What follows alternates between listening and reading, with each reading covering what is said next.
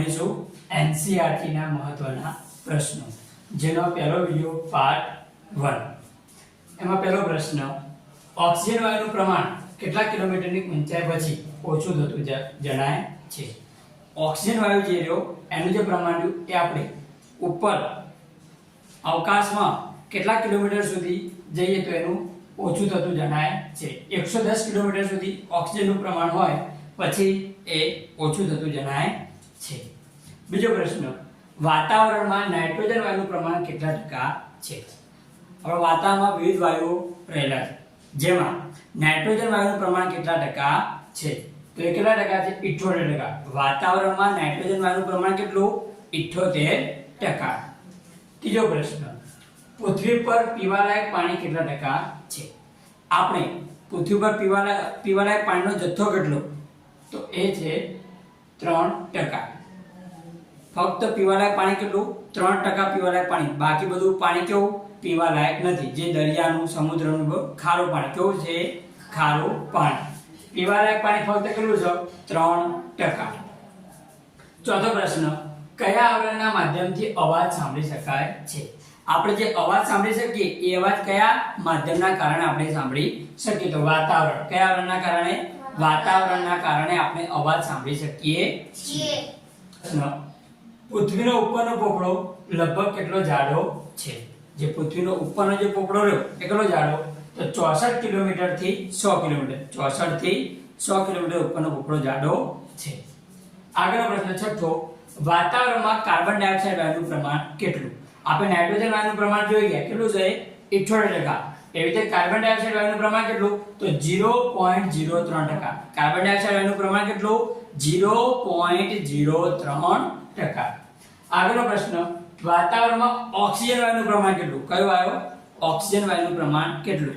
નાઇટ્રોજનનું 78%, carbon ડાયોક્સાઇડનું 0.03%, એવી રીતે oxygen વાયુનું પ્રમાણ કેટલું? 20.99%, એટલે કે 21%। કેટલું કહેવાય?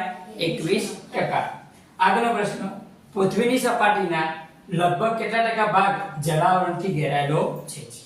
બરાબર, પૃથ્વી પર સમુદ્રો છે, જમીન છે, પહાડો છે, તો એ રીતે જલાવરણથી પૃથ્વી એનો કેટલો ભાગ ઘેરાયેલો? તો 71%। કેટલો ભાગ?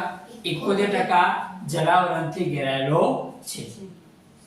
કયો વાયુ વહેલી સવારે ખુલ્લા મેદાનમાં અને સમુદ્ર કિનારાની હવામાં વધારે પ્રમાણમાં જોવા મળે?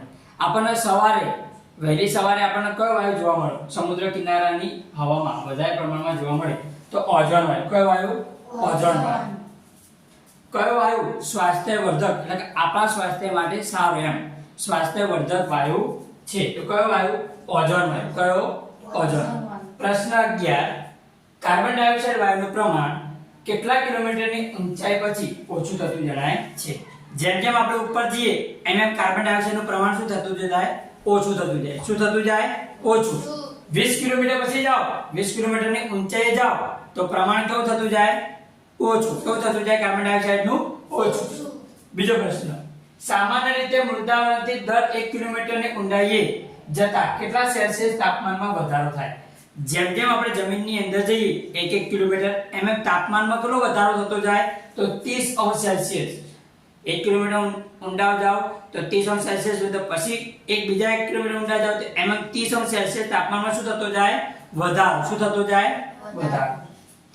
13મો પ્રશ્ન, કયો વાયુ સૂર્યના પારજાંબલી કિરણોનું શોષણ કરીને પૃથ્વીને સૂર્યની પ્રચંડ ગરમીથી બચાવે છે? જે સૂર્યના પારજાંબલી કિરણો આપણા સુધી પહોંચે એનું શોષણ કરી લે, કયો વાયુ? ઓઝોન વાયુ। અને આપણને એ જે પારજાંબલી કિરણો એનાથી આપણને રક્ષણ આપે તો કયો વાયુ? ઓઝોન વાયુ। કયો વાયુ? ઓઝોન। આગળ, પૃથ્વીની સપાટીનો આશરે કેટલા ટકા ભાગ મૃદાવરણે રોકેલો છે? પૃથ્વી પર વિવિધ આવરણ આવેલા, એમાં જલાવરણ જે કીધું આપણે એ 71% ભાગ રોકે, એમ તો મૃદાવરણ કેટલો ભાગ રોકે? 29%। કેટલો ભાગ રોકે? 29%। આગળનો પ્રશ્ન, ખડકોના પીગળેલા દ્રવ્યને શું કહે છે? જે ખડકો હોય એના પીગળેલા દ્રવ્યને શું કહેવાય? મેગ્મા। શું કહેવાય? મેગ્મા।